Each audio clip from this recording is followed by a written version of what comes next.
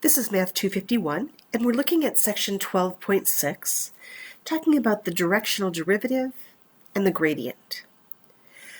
I'd like to start by reminding us of the geometry behind the partial derivatives, z sub x and z sub y. In this first picture, you'll notice that the plane here keeps the y value constant,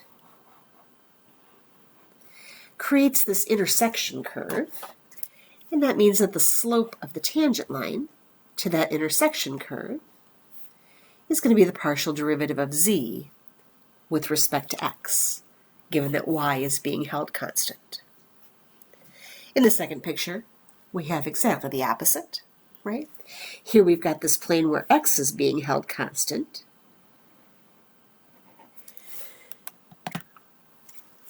We just have kind of a corner of the plane shown here, but again, we've got this intersection curve. And so the slope of the tangent line to that intersection curve would be the partial derivative of z with respect to y, since it's the x value here that's being held constant.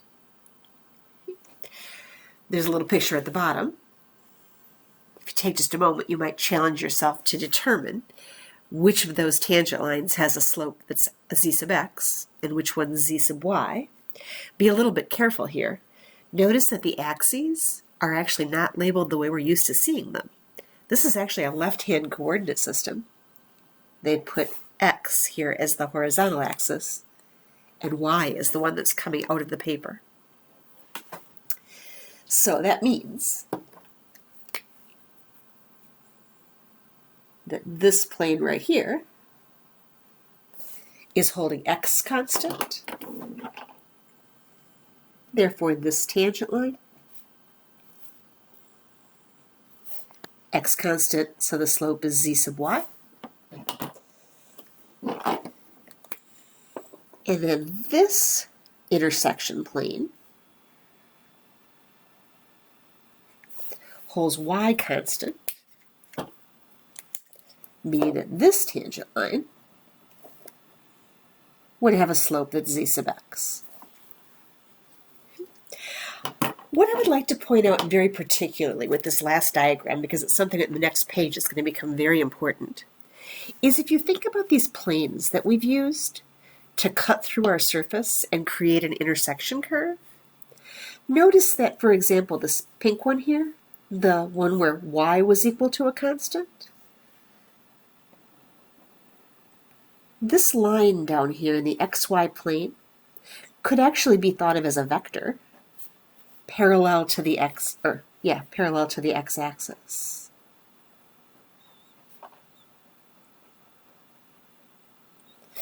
That vector essentially defines that vertical plane that we used to cut through our surface. Similarly down here, if I think of this intersection, it's a vector parallel to the y-axis.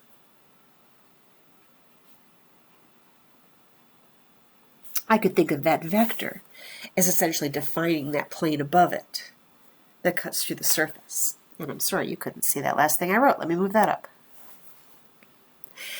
So we can think of a vector in the xy plane as essentially defining either that x constant plane or that y constant plane that determines how we're slicing through our surface. Okay. One more idea here before we go on and talk about directional derivatives. When you think of this vector, what I'd like you to think of in terms of the concept of rate of change as a derivative is imagine that you were walking along this vector, this line here, in the xy plane. The surface is kind of like a ceiling over your head. And notice that the slope describes the rate of change of the ceiling. In this case, the ceiling would be getting lower as you move to the right.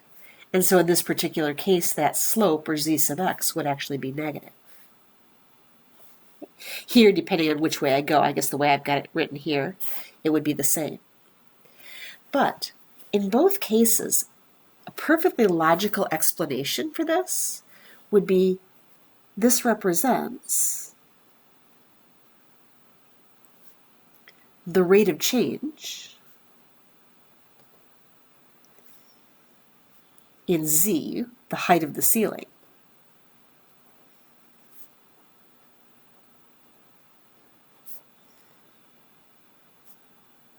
when we walk in the direction of it, I'm just going to call it v, these vectors v. Okay? So keep that interpretation in mind. The rate of change in z is like the rate of change in the ceiling height when we walk in the direction of a particular vector. Right now, we are limited to vectors that either go parallel to the x-axis, keeping y constant, or vectors that go parallel to the y-axis, keeping x constant. But the natural next question might be, what if I don't want to walk parallel to either axis? What if instead I just want to kind of walk in some random direction? Could I still define a derivative? Could I still define a rate of change in that ceiling height? And it makes sense that I can, right? No matter which way I walk, I could imagine slicing through the surface above that walking path, and the slope of the tangent line would give me the rate of change in that ceiling height. That's what we're after when we're looking for what's called a directional derivative. So let's go to the next page where we'll illustrate that.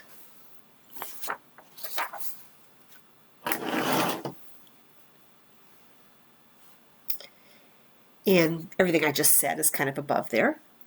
What you're seeing here is the surface up here, z is equal to f of x and y. Right? And then, instead of walking parallel to an x or a y axis, what I'd like to do is walk in the direction of this vector u. I've used u, or the line through u, as a way of defining a vertical plane. Notice that plane is no longer parallel to either axis. But that plane does still cut through my surface, and I end up with this curve of intersection between this angled plane and my surface. I could draw a tangent line to that curve any place I wanted. If I go directly above my point PQ here, it'd be about there. I could sketch a tangent line to that surface within the plane, and the slope of that tangent line is going to be what we're going to call the directional derivative in the direction of u.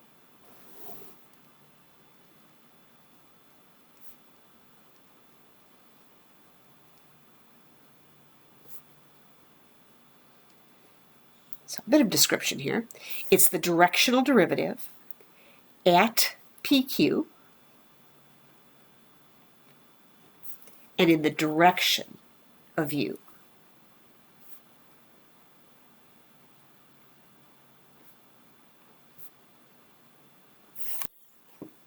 Now that's a lot to write, so hopefully you agree that we need some notation here.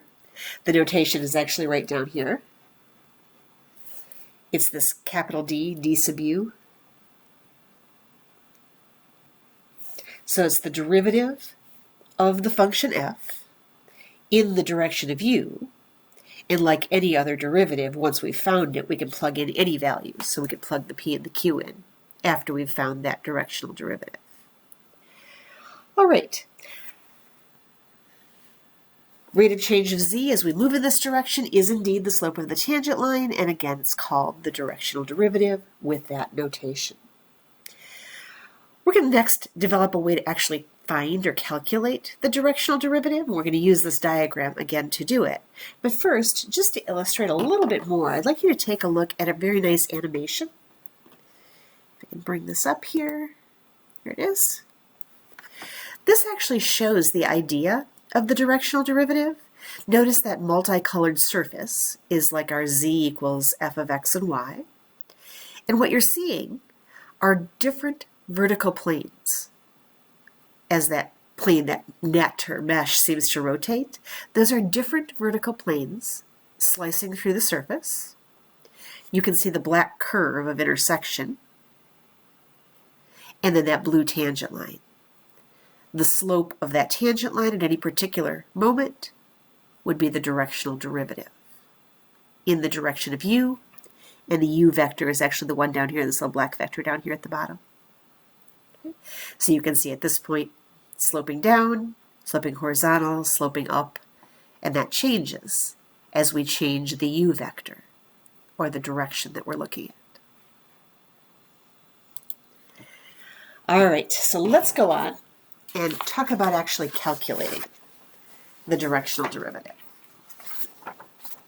Kind of understand what it is. It's the rate of change in a particular arbitrary direction. But how do we find that rate of change? How do we find the slope of that tangent line? All right, I'm going to go back to my picture here for a moment, and I'm going to say I would like to find the equation first for this line r of t. Notice we know a couple of things about r of t.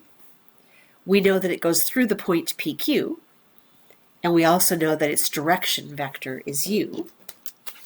So if I'd like to find the line for r of t, the direction vector is u, and I'm just going to call that u1, u2. It's a two-dimensional vector, so there are its components. And it goes through the point PQ. So my OP vector, I could just turn that point into a vector. And if I put that information together the way I always do to find the equation of a line, we take t times our direction vector, and we add the OP vector,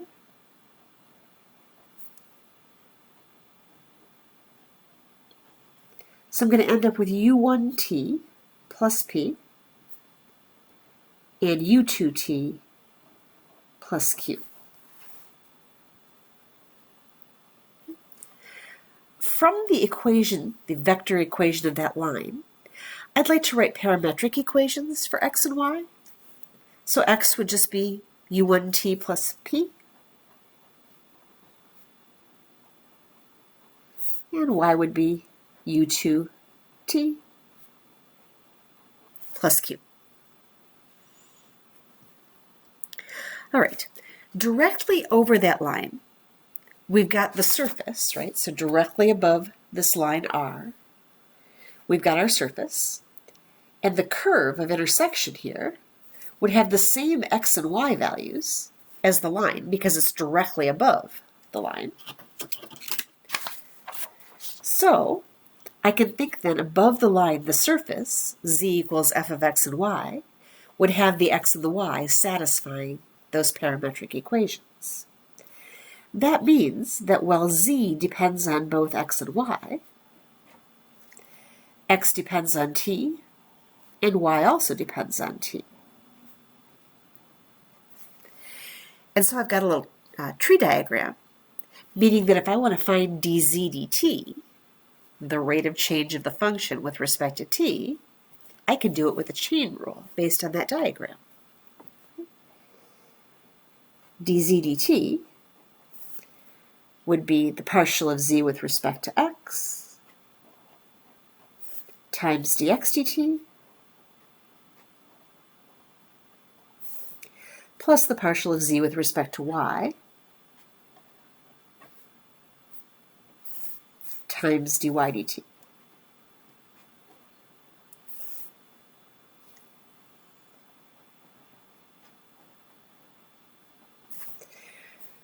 Partial of z with respect to x, if I want to abbreviate, I could also write that as f sub x, just a little faster to write. And dx dt, I can do that. The derivative of x with respect to t would be u1. Same idea here. The derivative of z with respect to y, I could also just call that f sub y. And dy dt, it's going to be u2. So that's the rate at which the z value, the ceiling, is changing as I move along that vector or along that line r that had direction vector u. That's exactly what I wanted the directional derivative to be. So this is how we'll define the calculation of our directional derivative. And here it is. The directional derivative of f in the u direction is simply f sub x u1 plus f sub y u2. All right. We actually have the calculation tool right now. There is another way, though, that it's typically written. So I'd like to do that next. I could actually write that as a dot product if I wanted to. I could write that as the vector f sub x, f sub y, dotted with the vector u1, u2, right? That would give me f sub x u1 plus f sub y u2. So it's still the same thing. That's just our u vector, the direction we want to move. So if we could give this vector a name, we could write this dot product really efficiently. The name that we give this vector, f sub x comma f sub y, is called the gradient. We write the gradient using this little del notation. It's the gradient, or del, of f is equal to the first derivative with respect to x, comma the derivative with respect to y.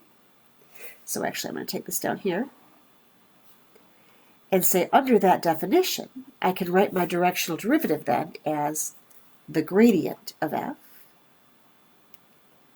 dot product with u, the unit vector in the direction of motion.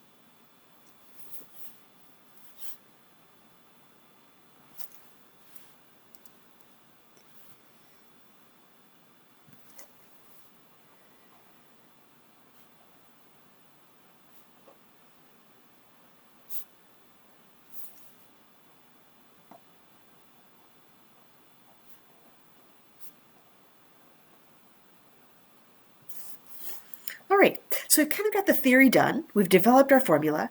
In the next video, we'll take a look at several examples of actually using that formula to compute some directional derivatives.